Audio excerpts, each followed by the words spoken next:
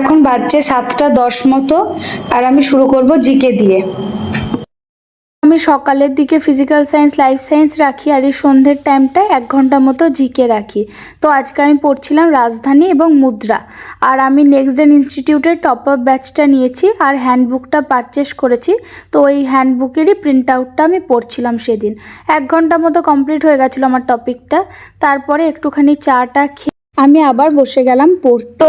তো ওই 8টা 43-এর দিকে আমি ইংলিশ নিয়ে বসেছিলাম, আর ইংলিশের সিলেবাস আমার কতটা কি হয়েছে জানতে চেয়েছো একজন, তো আমি এই ভিডিওতে সেটা বলেছি।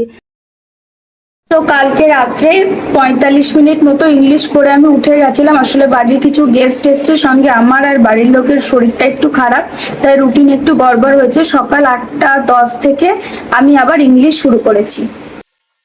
তো আমার ইংলিশ ক্লাসের মধ্যে শেষ হয়েছে synonym, antonym, one word substitution, phrasal verb, spotting errors, এগুলো প্রায় মোটামুটি ভয়েস চেঞ্জ, ন্যারেশন চেঞ্জ, এগুলো শেষ হওয়ার পর আমি মিসলিনিয়াস করতে গিয়ে দেখলাম যে আমার ওই স্পেলিং চ্যাপ্টারটাতে একটু প্রবলেম হচ্ছে।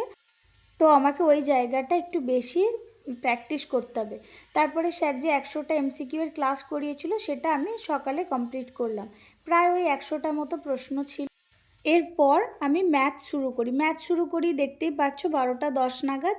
আর দ্বিঘাত সমীকরণ দিয়ে আমি ম্যাথ মানে স্টার্ট করেছিলাম। চ্যাপ্টারটা আমার হয়েছিল, আজকে প্র্যাকটিস করছিলাম ম্যাথ। আমি প্রত্যেক দিন চেষ্টা করি ম্যাথের জন্য 1 থেকে 1.5 ঘন্টা টাইম দেওয়ার। একদিন আমি কনসেপ্ট ক্লিয়ার করি, সেকেন্ড দিনকে আমি ওইটারই এমসিকিউ প্র্যাকটিস করি। এমসিকিউ বলতে মানে কোশ্চেন প্র্যাকটিস করি। তো এই ছিল আমার লাইফ সায়েন্স, ফিজিক্যাল সায়েন্স বাদ দিয়ে বাকি সাবজেক্টগুলো কেমন করে পড়ি তার ভিডিও। ভালো লাগলে লাইক, কমেন্ট এবং শেয়ার করে দিও। বাই।